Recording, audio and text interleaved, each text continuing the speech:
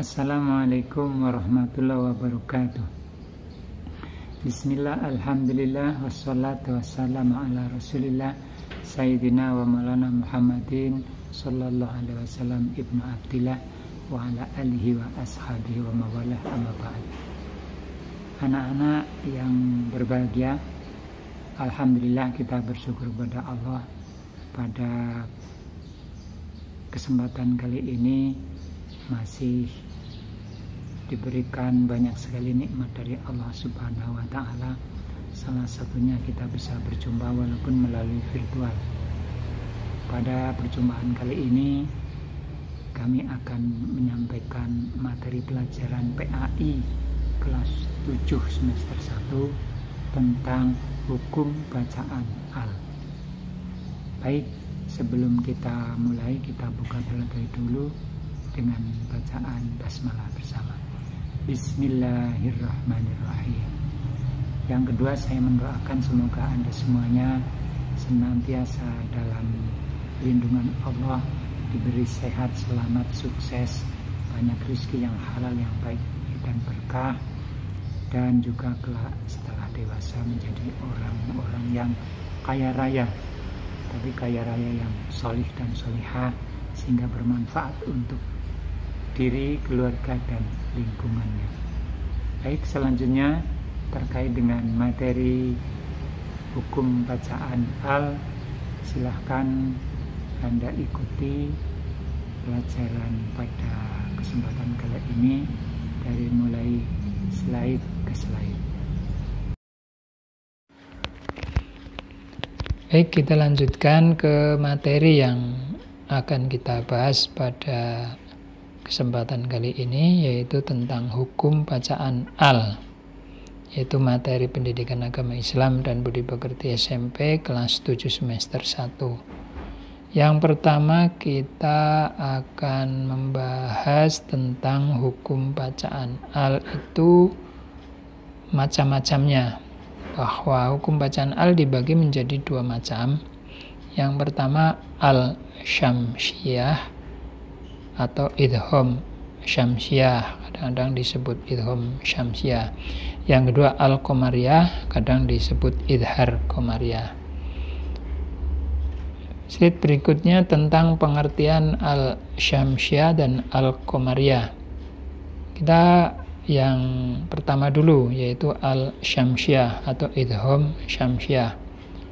Al-syamsiyah disebut juga dengan idhom syamsiyah karena suara alif lam dimasukkan ke dalam huruf syamsiyah di depannya, sehingga menjadi lebur, tidak dibaca atau tidak terbaca. Adapun huruf syamsiyah jumlahnya ada 14. Kita urut dari pertama, yaitu huruf ta, kemudian huruf sa, dal, zal, ro, za, sin, shin, sod, dod, do, zo, lam, dan nun. Contohnya dalam kalimah yang pertama at-takatsur. Nah, ini di alnya itu lebur, tidak dibaca, langsung ke huruf ta nasdid gitu, at-takatsur. Demikian juga huruf-huruf berikutnya, ini kalimat berikutnya hurufnya alnya tidak dibaca. As-sulusu, ad-dahru, az-zikru, ar-rahmanu, as-sama'i, an-na'imi, dan asyaiton. Nah, yang kedua kita bahas tentang pengertian al-qamariyah atau idhar qamariyah. Al-qamariyah disebut juga idhar qamariyah karena harus dibaca jelas dan terang. Jadi alif lam yang dirangkaikan dengan salah satu huruf qamariyah, maka alif lam harus dibaca jelas. Adapun huruf qamariyah jumlahnya ada 14, yaitu yang pertama ba, kedua jim, ha, kho, ain, ghin, fa, qaf, ka, mim, wawu, ha, hamzah, ya. Ada 14. Silakan dihitung, ada 14. 1, 2, 3, 4, 5, 6, 7, 8, 9, 10, 11, 12, 13, 14. Contoh dalam kalimah kita tampilkan.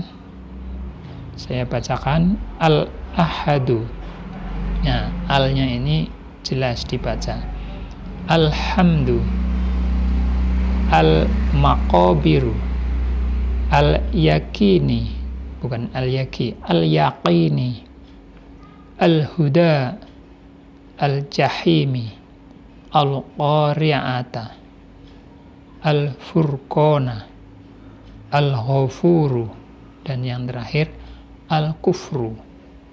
Jadi ini semuanya al dibaca semuanya karena huruf qamariyah. Nah, sekarang yang terakhir kita akan membahas tentang perbedaan al-syamsiyah dan al-qamariyah. Bagaimana membedakannya? Kalau al-syamsiyah itu hanya di penulisannya.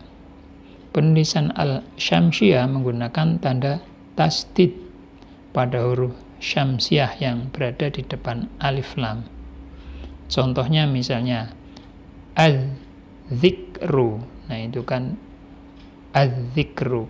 Nah, jadi langsung mentasdid ke huruf syamsiyahnya, huruf berikutnya di depan huruf atau di belakang setelah al itu hurufnya ditasdid. Demikian kedua kalimat yang kedua ini at-takatsur, at-takatsuru. Yang ketiga as-sulusu, penulisannya menggunakan tasdid. Berbeda dengan al-qamariyah.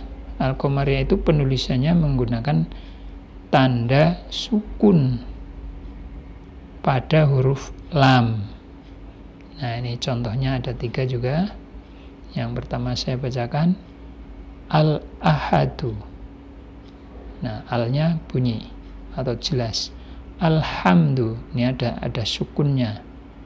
Nah, terus yang ketiga al-qari'ata.